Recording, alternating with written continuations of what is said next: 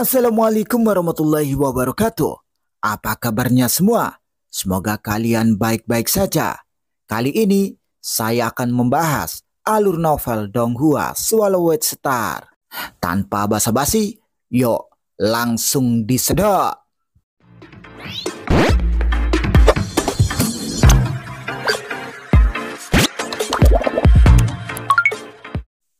Melanjutkan dari cerita sebelumnya, di dalam dunia jin yang jauh, tubuh asli Luo Feng berada di dalam camp militer tentara timur. Namun, tubuh dewanya mulai runtuh dan hancur. Binatang sektor itu telah melarikan diri, dan dia pasti tidak akan menyerah pada balas dendam. Ini hanyalah ketenangan sebelum badai. Terlepas dari apakah aku mencapai terobosan hingga 90.000 kali tingkat gen kehidupan atau tidak, saat bencana terakhir terjadi, aku harus segera menjadi dewa sejati. Dan saat aku menyeberang ke tingkat dewa sejati, berbagai tubuhku akan bergabung untuk membentuk tubuh asliku. Maka tanpa ragu, tubuh asliku harus kembali. Luo Feng berdiri di dalam rumah batu. Namun kekuatan dewanya menghilang tanpa suara dan terus-menerus kembali ke alam semesta asli. Sesaat kemudian, tubuh asli Luo Feng hilang, hanya tubuh lain yang ditopang oleh kekuatan dewanya yang tersisa. Sekarang, hanya tubuhku yang lain yang ditopang oleh kekuatan dewaku yang tersisa di dunia jin. Tubuh Luo Feng yang lain tetap berada di rumah batu saat dia menggelengkan kepalanya dalam diam. Saat ini, saya harus menunda semua kunjungan dan tidak bertemu siapapun. Scene berganti. Di dalam sektor puncak miring dari 3 negeri paling berbahaya di lautan semesta, di wilayah inti sektor puncak miring adalah tanah kegelapan. Kulit dan daging hitam terkoyak, darah berceceran di mana-mana, kepala yang mengerikan sedang melahap. Ia menggigit dan merobek mangsanya dengan gila.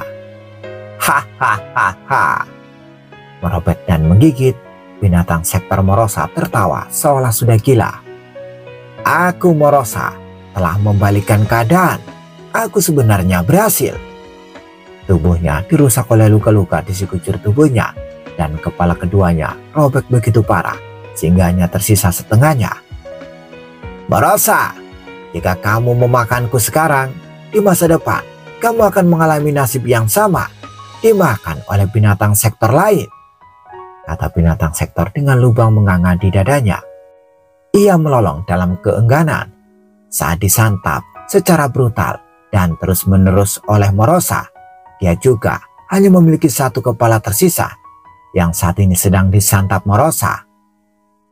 Aku sudah terluka parah sebelum bertarung denganmu, tapi meski begitu, kamu memiliki kemenangan yang sulit, sehingga tidak mungkin kamu bisa bertahan melalui semua ini. Betapa bodoh! Morosa melahap seperti orang gila saat dia mengutuk dan mengumpat.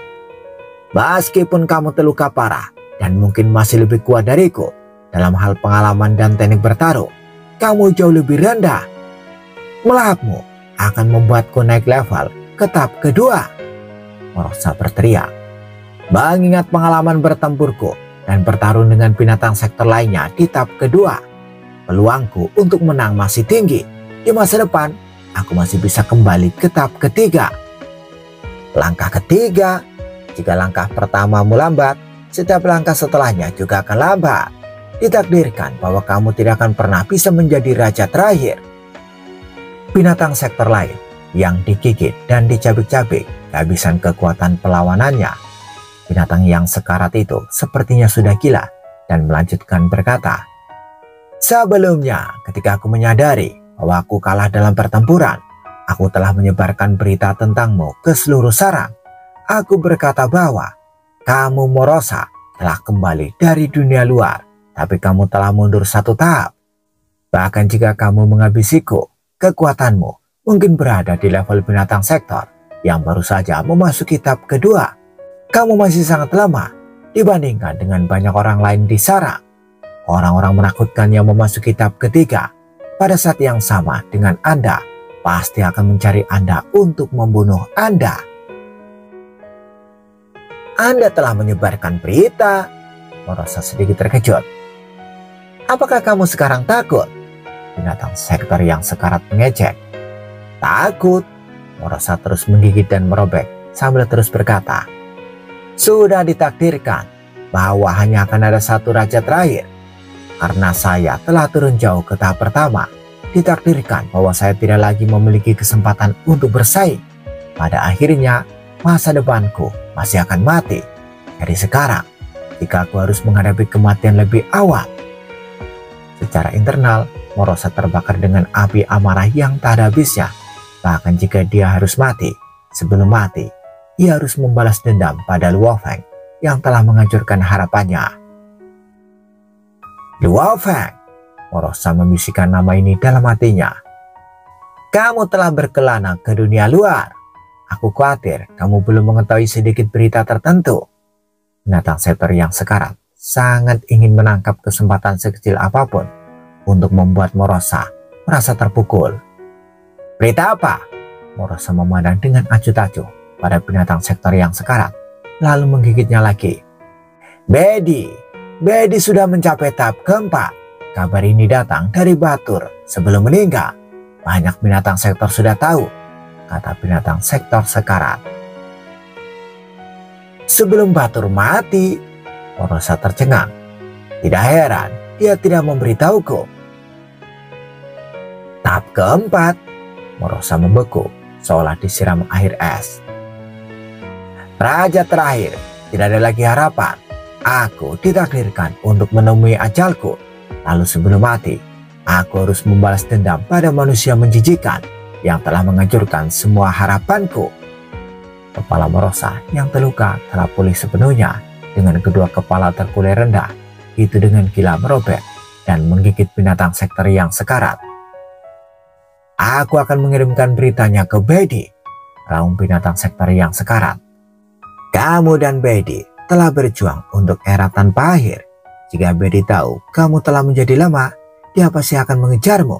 Kamu hanya di tahap kedua dan Bedi di tahap keempat. Kecepatan Bedi jauh melampaui milikmu. Tidak ada cara untukmu melarikan diri. Binatang sektor yang sekarat meraung niatnya lalu tertawa. Kepala lain Morosa menggigit ganas lagi dan sisa kepala binatang yang sekarat itu digigit. Satu suap besar diikuti seteguk lainnya. Morosa melahap dan menelannya. Mata tunggal di masing-masing kepala binatang sektor Morosa bersinar dengan sinar cahaya kedinginan es. Bahkan jika aku harus mati, pertama-tama aku akan membuat Luo Feng membayar harganya. Pada saat yang sama, dia dengan hati-hati merasakan posisi banyak binatang sektor di sekitarnya, terutama yang lebih kuat seperti Bedi. Perhatian utamanya adalah tetap waspada. Saat yang kuat seperti Bedi mendekatinya, Morosa akan segera melarikan diri sejauh yang dia bisa. Jauh di dalam sarang binatang sektor, sosok hitam besar tergeletak di atas batu gurun yang mengambang. Tiba-tiba, ia duduk tegak dan memandang jauh ke kejauhan. Kedua kepala yang tampak mengerikan itu melihat ke arah yang sama pada saat yang sama. Mata tunggal di masing-masing kepala tampaknya memiliki beberapa cahaya warna-warni yang berputar di dalamnya saat mereka melihat ke kejauhan dengan dingin. Morosa, dia bergumam dengan suara parau. Kamu telah turun level dan kembali ke tahap pertama. Sejak lahir, kamu dan aku telah bertarung dengan bersaing satu sama lain. Sebelumnya, ketika kamu menderita kekalahan telak, kamu meninggalkan sarang dengan luka parah. Namun kamu kembali dan kamu telah mundur ke tahap pertama. Bagaimana makhluk hidup dari samudera semesta bisa begitu kuat? Kata Bedi dengan suara yang rendah dan serak. Siapa yang dapat menyebabkan Morosa direduksi menjadi keadaan yang menyedihkan? Mungkinkah itu yang disebutkan oleh Batu Naga dan Zhenxia, Master nomor 1 lautan semesta, pemimpin gerombolan Bima Sakti? Sebagai binatang sektor terkuat di dalam sarang binatang sektor, Bedi secara alami prihatin tentang kejadian di lautan semesta. Melalui Kaisar Zhenxia dan Dewa Leluhur Batu Naga, ia telah mempelajari beberapa berita dan juga diketahui bahwa Master nomor 1 lautan semesta adalah Master alam semesta Luo Feng. Sayang sekali, Sensia dan batu naga dikucilkan oleh berbagai ras di samudera semesta. Aku bahkan tidak bisa mengetahui apakah pemimpin gerombolan Bima Sakti ini telah mencapai terobosannya untuk menjadi dewa sejati atau tidak. Aku juga tidak tahu apakah Bima Sakti ini yang telah menggulingkan Morosa kembali ke tahap pertama dalam kapasitasnya sebagai master alam semesta, atau dia melakukannya setelah dia menjadi dewa sejati, pikir Bedi. Dia merenung. Kedua kemungkinan itu sangat berbeda satu sama lain. Sepertinya kekuatanku masih kurang, kata Bedi dalam hati. Aku harus meningkatkan kekuatanku secepat yang aku bisa. Aku harus menjadi lebih kuat dengan kecepatan yang jauh lebih cepat. Aku dulu lebih fokus pada binatang sektor tahap ketiga. Sekarang, aku bahkan perlu melahap binatang sektor tahap kedua.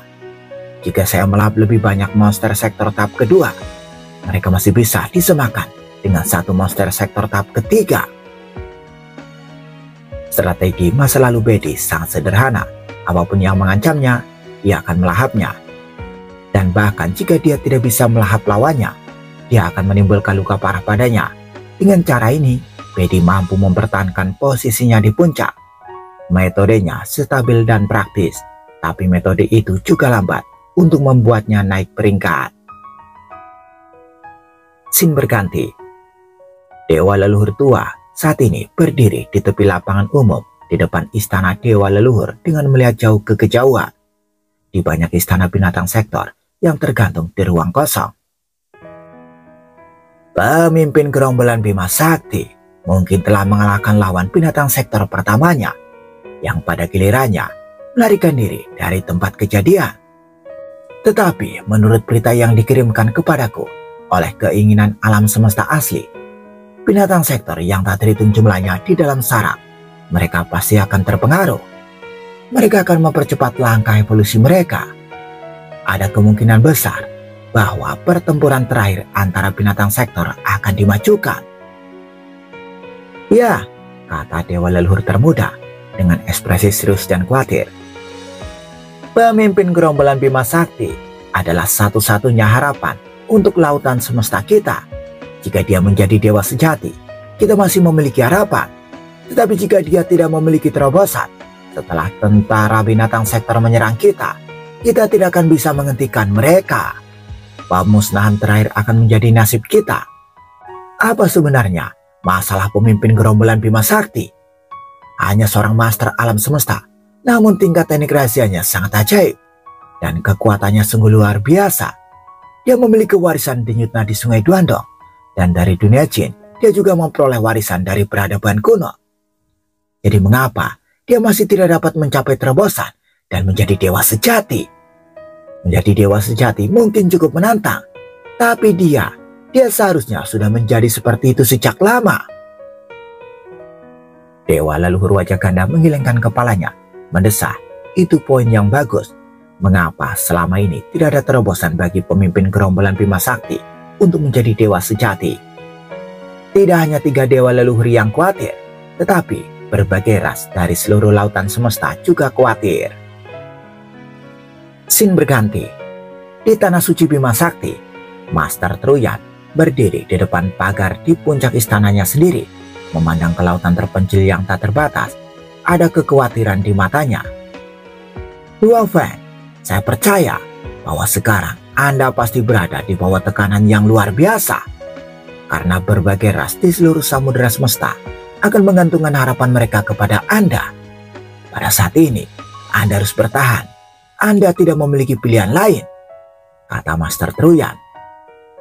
Kamu harus bertahan menghadapi malapetaka ini dan melawannya. Truyan berdoa dengan sungguh-sungguh. Secepatnya, cepatlah bangkit untuk menjadi dewa sejati. Itulah satu-satunya cara agar Anda memiliki harapan untuk bertahan hidup. Truyan tidak bisa menahan harapan bahwa dia bisa menggantikan Luo Feng, tapi dia sadar bahwa dia hanya akan menjadi sepotong camilan di piring binatang sektor. Dia sama sekali tidak berguna. Saat ini, berbagai ras di samudera semesta, termasuk serangga dan iblis, semuanya dipenuhi dengan antisipasi timbal balik. Semua menantikan Luo Feng menjadi dewa sejati.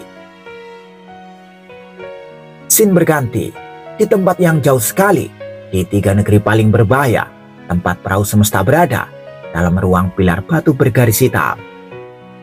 Oh, seberapa tinggi ini? Di dalam perahu perak, Luo Feng berdiri di tengah aula. Tatapannya menembus dinding kabin saat dia melihat keluar. Dia melihat pilar batu bergaris hitam yang berdiri tegak menjorok kawan. Akhirnya, saya kembali ke sini lagi. Pilar batu bergaris hitam, salah satu benda aneh di perahu semesta. Itu berisi dampak tekad yang kuat. Semakin dekat seseorang, semakin menakutkan dampaknya. Dan juga, saat seseorang semakin dekat dengan pilar batu bergaris hitam, laju kecepatan waktu dipercepat. Master alam semesta biasa hanya bisa mendekati daerah yang berada pada kecepatan 1000 kali kecepatan waktu. Sementara Master Bintang Peci telah berhasil mencapai wilayah di mana kecepatan waktu 130.000 kali. Coba saya lihat sendiri seberapa tinggi percepatan waktu di pilar batu bergaris hitam ini, kata Luo Feng. Luo Feng naik ke perahu mausoleumnya dan dengan cepat menutup jarak antara dia dan pilar batu bergaris hitam itu. 10.000 kali, 30.000 kali. Perahu mausoleum terus terbang mendekat, tetapi Luo Feng mempertahankan ekspresi damai. Tekadnya telah mencapai tingkat dewa sejati abadi yang jauh lebih kuat dari Master Bintang Peci. 100.000 kali, 120.000 kali, 150.000 kali. Ruang menjadi sedikit terdistorsi. Kecepatan waktu sangat cepat, sementara dampak kuat dari tekad menyapu semua yang ada di sekitarnya dalam gelombang. Seolah-olah itu berusaha menghancurkan segalanya. Namun Luo Feng tampak seolah-olah sedang berjemur di angin musim semi tanpa sedikit pun ketidaknyamanan. 220.000 kali, 260.000 kali, 290.000 kali, 500, 510.000 kali, 550.000 kali. Ekspresi Luo Feng sangat serius. Aku semakin dekat. Perahu mausoleum telah terbang sangat dekat dengan pilar batu bergaris hitam. Namun dampak dari tekad itu sekarang cukup kuat untuk membuat wajah Luo Feng mengerutkan kening. Secara bertahap, perahu mausoleum mulai mengurangi kecepatannya. Akhirnya berhenti. Di sini, ini adalah batas terakhir Luo Feng. Hidung perahu mausoleum hampir menyentuh pilar batu bergaris hitam. Aku ingin berhubungan dengan pilar batu bergaris hitam, tapi kurasa tekadku harus mencapai batas tertinggi dari dewa sejati abadi, bisik Luo Feng. Aku masih kurang dalam aspek itu. Kecepatan waktu di sini kira-kira 600.000 kali. Luo Feng mengangguk. Di sini saya bisa sekali lagi masuk ke ruang kultivasi. Luo Feng tenggelam dalam pikirannya. Ruang budidaya awalnya mampu menampung kecepatan waktu hingga 10.000 kali lipat. Jika lingkungan di luar dapat mempertahankan kecepatan waktu 600.000 kali, maka dengan melapiskan kecepatan waktu dari dua lingkungan yang berbeda, secara teoritis dia dapat mencapai percepatan waktu 6 miliar kali. Tentu saja ini tidak mungkin. Dampak dari tekad di sini terlalu kuat. Saya akan terpengaruh jika saya mulai berkultivasi di sini. Saya akan mundur sedikit. Luo Feng menggerakkan perahu mausoleum untuk mundur sedikit, berhenti di daerah di mana percepatan waktu mencapai 500.000 kali. Kemudian tubuh aslinya memasuki ruang budidaya. Percepatan hingga 1000 kali, kata Luo Feng sambil mencoba tangannya pada percepatan waktu. Kecepatan waktu dalam ruang budidaya segera melonjak. Setelah itu, akselerasi waktu dipertahankan pada 1000 kali. Dengan percepatan waktu eksternal 500.000 kali dan percepatan waktu internal 1000 kali dalam ruang budidaya, sehingga percepatan waktu keseluruhan mencapai 500 juta kali. Luo Feng ngeri saat dia melihat sekelilingnya. Lingkungannya gemetar, langit dan bumi bergetar, seluruh ruang warisan juga bergetar, dan energi dikonsumsi dengan cepat. Ini tidak bagus. Luo Feng menunjukkan sedikit perubahan ekspresi. Kurangi akselerasi hingga 100 kali. Kecepatan waktu segera dikurangi menjadi 100 kali. Lingkungan tampaknya menjadi stabil, tetapi energi yang tersimpan di dalam ruang warisan masih dikonsumsi dengan cepat. Ini masih terlalu cepat. kurangi menjadi 10 kali. Luo Feng terpaksa mengurangi sampai akselerasi waktunya hanya 10 kali. Kemudian, seketika seluruh ruang warisan mendapatkan kembali kedamaian dan ketenangannya. Ruang budidaya hanya bisa menampung percepatan 10 kali lipat. Namun jumlah energi yang dikonsumsi masih jauh lebih besar dari wilayah waktu normal dengan percepatan 10.000 kali. Mengingat cadangan energi di ruang warisan, itu seharusnya bisa mengatasinya. Setelah serangkaian penyesuaian, Luo Feng akhirnya membuktikan bahwa ruang kultivasi dapat memungkinkan percepatan waktu dipertahankan pada kecepatan 20 kali lipat. Menambahkan 500.000 kali dari luar, itu sama dengan 10 juta kali. Saya harus menghargai setiap detik yang lewat. Saya harap saya bisa mencapai terobosanku sebelum krisis binatang sektor. Luo Feng meninggalkan tubuh yang ditopang oleh kekuatan dewa di perahu mausoleum saat tubuh aslinya pergi tanpa penundaan lebih lanjut. Waktu berlalu, tahun demi tahun berlalu, tubuh yang ditopang oleh kekuatan dewa yang tersisa di wilayah pilar batu bergaris-garis hitam itu berkembang pesat di lingkungan di mana percepatan waktu dipertahankan pada 10 juta kali. Tubuh asli Luo Feng sebaliknya berjalan kemana-mana mencari inspirasi. Pertama, dia menjelajahi sektor puncak miring, di mana dia tiba di wilayah inti. Dia bahkan melangkah lebih jauh ke bawah, di mana dia bisa melihat sekilas tanah kegelapan dari jauh. Kemudian dia melanjutkan ke tempat lain. Dia bahkan menemukan beberapa warisan yang ditinggalkan oleh dewa sejati lainnya yang telah mencoba melampaui era reinkarnasi. Kemudian dia kembali melakukan tur keliling perahu semesta lagi, sambil melihat sekeliling dengan sangat teliti. Dia sangat teliti, sehingga dia berhasil menemukan jejak yang ditinggalkan oleh beberapa makhluk agung kuno yang digunakan untuk mengendalikan perahu semesta. Dia juga mengunjungi pegunungan yang mengalir, di mana dia menyadari bahwa ada juga jejak makhluk agung dari peradaban kuno yang dapat ditemukan. Terakhir, Luo Feng kembali ke alam semesta asli, di mana dia berjalan di sepanjang perbatasan dan bahkan mengunjungi wilayah milik klan dan ras lain seperti serangga, iblis, dan robot. Dia juga mengunjungi daerah di mana ras yang lebih lemah tinggal. Dia melihat kelahiran bentuk kehidupan serta layunya bentuk kehidupan. Dia juga melihat pertempuran dan pemusnahan kehidupan serta kehancuran planet. Terlepas dari kejahatan atau kebaikan, segala sesuatu yang terjadi di antara miliaran dan triliunan ras di alam semesta, Luo Feng hanya mengamati dari sudut pandang seorang penonton, mengamati segala sesuatu dari samping tanpa campur tangan. Dia mengamati bentuk kehidupan yang mulai tumbuh. Dia mengamati kelahiran planet baru. Dia juga mengamati penghancuran satu bintang penjelajah dan penghancuran seluruh galaksi oleh lubang hitam super. Luo Feng sangat yakin bahwa alam semesta asli menghasilkan miliaran dan triliunan bentuk kehidupan dengan jalur tertinggi kehamilan. Dari faktor-faktor yang tak terhitung jumlahnya yang dia amati, dia harus bisa menemukan kunci untuk membuka pintu kekuatan dewa tingkat ketiga. Dia menyelidiki setiap jejak yang tertinggal dengan percepatan waktu 10 juta kali.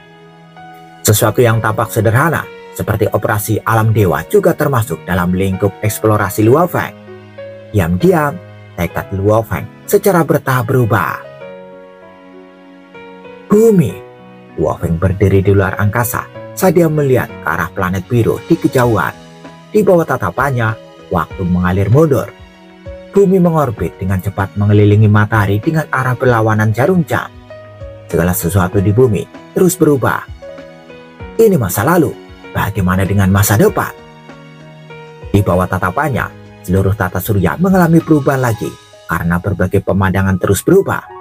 Adegan dari masa lalu sangat jelas ketika waktu dibalik, namun ketika datang ke masa depan yang disaksikan Luo Feng, setiap adegan masih terus berubah. Peristiwa masa lalu telah terjadi, jadi tidak mungkin untuk mengubah atau membalikannya. Di sisi lain, masa depan adalah hal yang tidak diketahui, yang dipenuhi dengan kemungkinan yang tak terhitung jumlahnya. Berbagai skenario tampaknya mengarah pada hasil yang sama.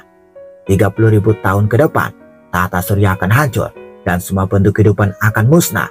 Ini berarti binatang sektor telah menghancurkan segalanya. 60.000 tahun kemudian, tata surya akan dihancurkan dan semua bentuk kehidupan akan dimusnahkan. 110.000 tahun kemudian, tata surya akan hancur dan semua bentuk kehidupan akan dimusnahkan. Tapi ada satu hasil sebaliknya yang sangat mempesona. di mana bumi akan menjadi lebih berkembang, dan di mana kapal luar angkasa yang tak terhitung jumlahnya akan menuju ke bumi. Bahkan setelah puluhan ribu era atau ratusan juta era, bumi akan tetap ada. Hasil ini mewakili fakta bahwa Luo Feng telah membunuh binatang sektor. Melihat semua kemungkinan yang akan ada di masa depan, Luo Feng hanya mengamati dengan damai. Tiba-tiba ekspresi Luo Feng berubah. Matahari. Mata Luo Feng berbinar. Di bawah tatapannya, dari peradaban kuno masa lalu hingga masa depan, bumi masih mengorbit mengelilingi matahari.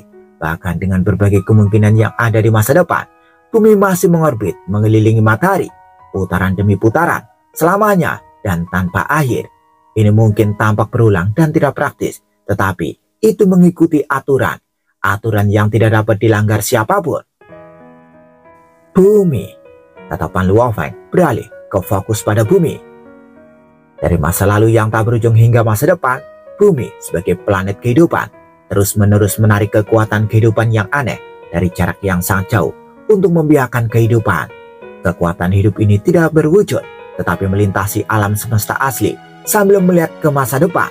Luo Feng samar-samar bisa melihat petunjuk yang mendorongnya untuk percaya bahwa bumi memang inti dari wilayah sekitarnya, tempat di mana semua kehidupan dibesarkan. Bumi berputar mengelilingi matahari. Matahari adalah intinya, tapi untuk sistem kehamilan di wilayah yang luas, bumi juga merupakan inti. Sistem langit, sistem kehidupan, semua sistem ini berbeda, namun mereka membentuk kombinasi sempurna. Tatapan Luo Feng menyapu berbagai adegan yang menggambarkan jalur bintang yang tak terhitung jumlahnya di orbit. Kemudian adegan lain muncul. Itu adalah pemandangan diagram struktur kehidupannya sendiri yang sangat rumit, dan juga diagram struktur kehidupan dari binatang sektor.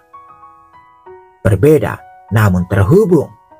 Di luar ruang, di luar waktu yang berasal dari hukum alam semesta tertinggi, semuanya akan menuju ke tujuan akhir yang sama. Lautan alam semesta, dewa sejati, dewa ruang hampa sejati, binatang sektor. Semua bentuk kehidupan, bahkan yang sangat berlawanan, tetapi dibesarkan oleh samudera semesta, ditakdirkan untuk mencapai titik akhir yang sama. Tepat di hadapannya, dia dapat melihat jalur yang tak terhitung jumlahnya, di mana planet dan dunia pernah ditemukan beroperasi. Mereka adalah kutub yang terpisah, namun entah bagaimana terhubung. Luo Feng berdiri di luar angkasa, di daerah sekitar bumi, tenggelam dalam pikirannya. Tubuhnya yang lain ditopang oleh kekuatan dewa dan tertinggal di wilayah pilar batu bergaris hitam, dengan susah payah merenung di bawah lingkungan di mana percepatan waktu dipertahankan pada 10 juta kali.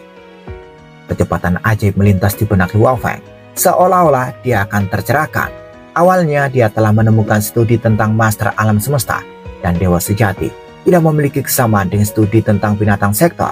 Namun sekarang, di antara dua aliran diagram kehidupan ini yang sebelumnya tampak sangat tidak sesuai satu sama lain, Luo Feng tampaknya telah menemukan titik temu.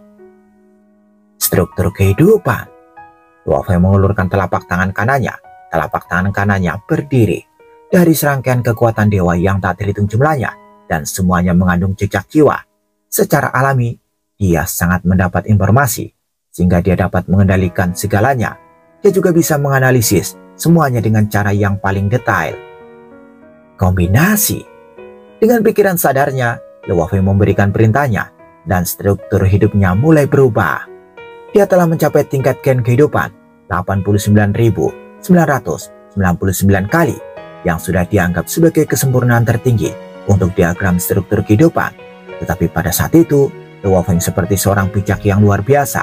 Hanya dengan beberapa pukulan, dia bisa membuat gambar menjadi hidup.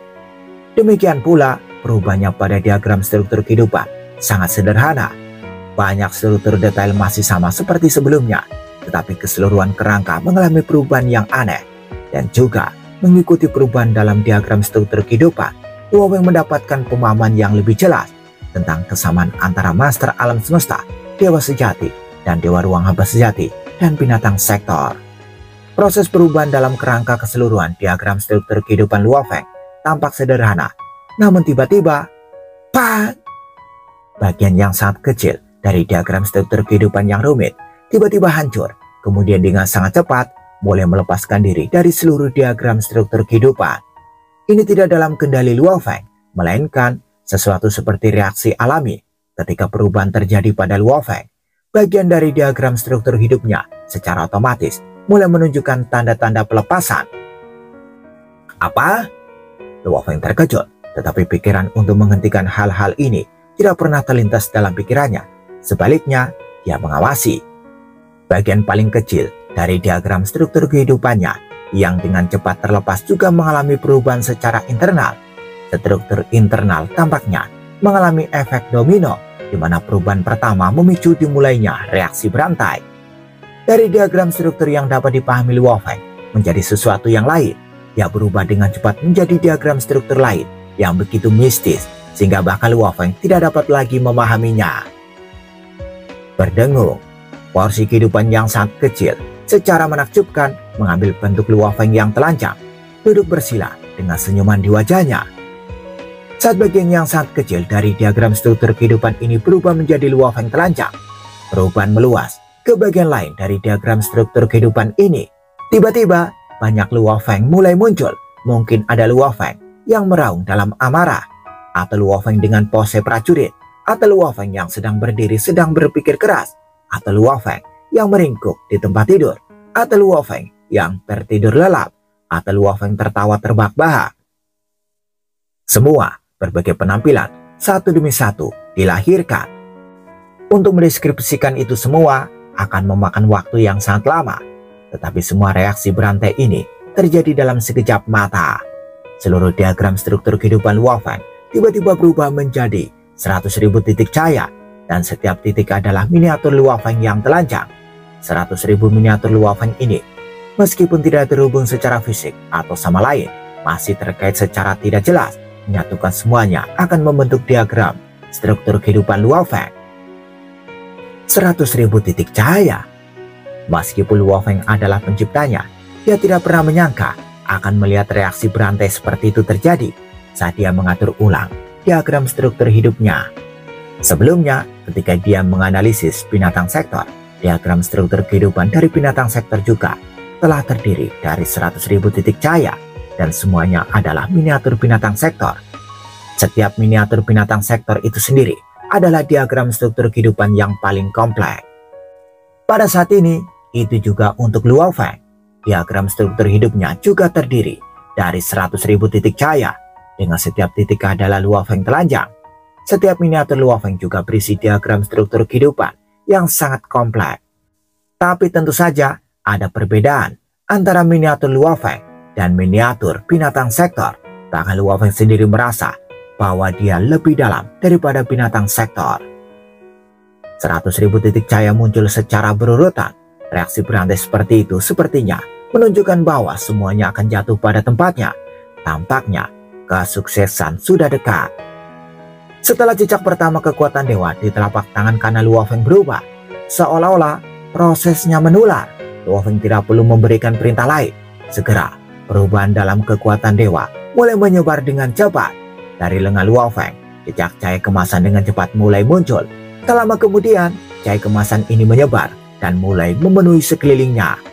Telapak tangan Luo Feng dengan sangat cepat menjadi sebuah tangan yang memancarkan cahaya kemasan yang tak berujung, menyilaukan, yang pada saat yang sama menyebar ke seluruh tubuhnya.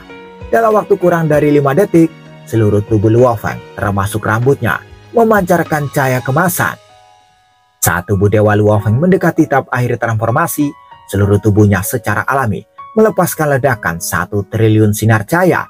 1 triliun sinar cahaya menyinari 1 triliun tahun cahaya. Cahaya kemasan yang melonjak keluar dari tubuh Dewa Luo Feng tidak tunduk pada batasan apapun.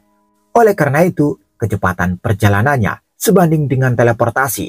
Dalam sekejap, itu menyinari seluruh tata surya, kemudian bergerak untuk menyinari tanah suci Bima Sakti, lalu ke seluruh galaksi Bima Sakti, dan kemudian ke seluruh alam semesta Ganwu. Cahaya kemasan ini melaju dengan kecepatan tinggi, tanpa suara, melampaui ruang dan waktu. Itu tidak bisa dihentikan. 1 triliun cahaya menembus wilayah manusia untuk menyinari wilayah ras lain seperti serangga, robot, dan iblis. Ia kemudian menjangkau lebih jauh untuk menyinari bahkan daerah paling terpencil dan paling gelap di alam semesta asli. di mana tidak ada kehidupan yang bisa bertahan. Pada saat itu, bahkan keinginan alam semesta asli tidak akan mampu memberikan pengaruh apapun terhadap kekuatan cahaya kemasan ini. 1 triliun cahaya akhirnya menembus dinding membran dari seluruh alam semesta asli menuju ke samudera semesta yang kacau dan tak berujung. Pada saat itu, Luo Feng adalah inti dari alam semesta asli. 1 triliun cahaya mengelilinginya, menyinari seluruh alam semesta asli dan bahkan menyebar ke lingkungan alam semesta asli. Berbagai bentuk kehidupan dari denyut bumi yang hidup di planet terdekat Luo Feng mengalami pengaruhnya.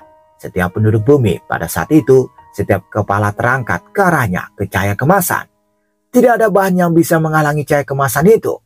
Itu melampaui ruang dan waktu, bersinar di mata setiap jiwa yang hidup, dan akhirnya menembus ke dalam jiwa setiap bentuk kehidupan yang hidup. Di dalam jiwa mereka, sosok emas yang tinggi muncul, dan mereka semua memiliki pandangan yang jelas dari wajah sosok ini. Ini adalah Luo Feng yang paling mereka kagumi. Itu Luo Feng yang agung dan mulia. Luo Feng sang pahlawan. Banyak penduduk bumi sangat terkejut ketika cahaya kemasan menyinari mereka dan menjangkau jauh dalam jiwa mereka. Mereka merasakan keinginan untuk merendahkan diri dan berlutut di hadapannya, seolah-olah mereka dicekam oleh dorongan tiba-tiba. Apakah mereka adalah pejuang abadi yang tinggi dan perkasa, atau pemuda yang lemah dan lembut? Mereka semua berlutut. Di tanah suci Bima Sakti, 1 triliun cahaya emas menyelimuti wilayah tempat tinggal lebih dari 100 ahli alam semesta. Bahkan ada beberapa yang merupakan dewa sejati. Tetapi terlepas dari apakah mereka pejuang, pelayan, atau dewa sejati, cahaya kemasan menyelimuti mereka semua dan langsung menembus jejak kehidupan mereka. Di dalam jiwa mereka, sosok emas yang tinggi muncul. Rasa hormat muncul dari kedalaman jiwa mereka. Namun terlepas dari apakah mereka adalah bentuk kehidupan terlemah atau dewa sejati yang superior, tidak ada yang mampu melampaui dirinya. Bahkan para dewa sejati berlutut, seolah-olah dicekam oleh dorongan yang tak tertahankan. Itu Luo Feng, kata Truyan, yang juga melihat sosok emas yang tinggi. Saat ini, Luo Feng bukan lagi Luo Feng.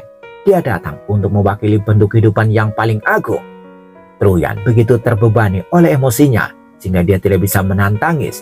Dia tahu bahwa ada harapan untuk berbagai ras di samudera semesta karena muridnya telah selamat. Ada harapan bagi mereka semua untuk membendung gelombang musibah ini. Ini pemimpin gerombolan Bima Sakti. Banyak master alam semesta dan bahkan dewa sejati semuanya sangat terguncang. Itu guru, Fairdom, dan murid-murid Luo Feng lainnya tercengang namun bersemangat. Cahaya kemasan bersinar. Itu bersinar lebih dari 1 triliun tahun cahaya. Itu bersinar di seluruh alam semesta asli. Tidak ada yang bisa menghentikannya. Bahkan keinginan alam semesta asli harus mundur sementara. Karena hukum alam semesta tertinggi dari samudera semesta. Hukum tertinggi ini menyelimuti cahaya kemasan. Karena cahaya kemasan mengandung hukum tertinggi. Ia dapat melampaui ruang dan waktu, serta semua rintangan material. Beginilah cara dia bisa membuat semua bentuk kehidupan lain berlutut di depannya. Terlepas dari baik atau jahat, lemah atau kuat, baik itu musuh Luo Feng atau bahkan keluarganya, semuanya berlutut. Mereka sangat tersentuh dari dalam jiwa mereka saat mereka berlutut. Dalam ratusan jiwa ras serta planet yang tak terhitung jumlahnya, negara dewa dan wilayah rahasia alam semesta, bentuk kehidupan darah dan daging, bentuk kehidupan robot, bentuk kehidupan tumbuhan, bentuk kehidupan energi, semua jenis bentuk kehidupan yang rendah dan terlemah terhubung ke master tertinggi dan terkuat. Semua menunjukkan rasa hormat mereka dengan cara mereka sendiri. Mereka berlutut dan merendahkan diri. Dan semua ini mewakili asal mula kehidupan mereka yang menunjukkan rasa hormat. Secara bertahap, cahaya kemasan yang telah menyebar di area seluas 1 triliun tahun cahaya menghilang. Hukum tertinggi tidak lagi mempengaruhi triliunan bentuk kehidupan. Sekali lagi, keinginan alam semesta asli bergerak untuk menyelimuti seluruh alam semesta. Jutaan dan miliaran ras di seluruh alam semesta asli, terlepas dari apakah mereka lemah atau kuat, tidak bisa lagi melihat cahaya kemasan. Semua orang sekarang telah terbangun, tetapi dalam jiwa mereka, inti kehidupan mereka akan selamanya tercetak dengan sosok emas yang agung itu. Bersambung, bagaimana kelanjutan kisahnya? Tunggu jawabannya di episode selanjutnya. Dadah, semoga paham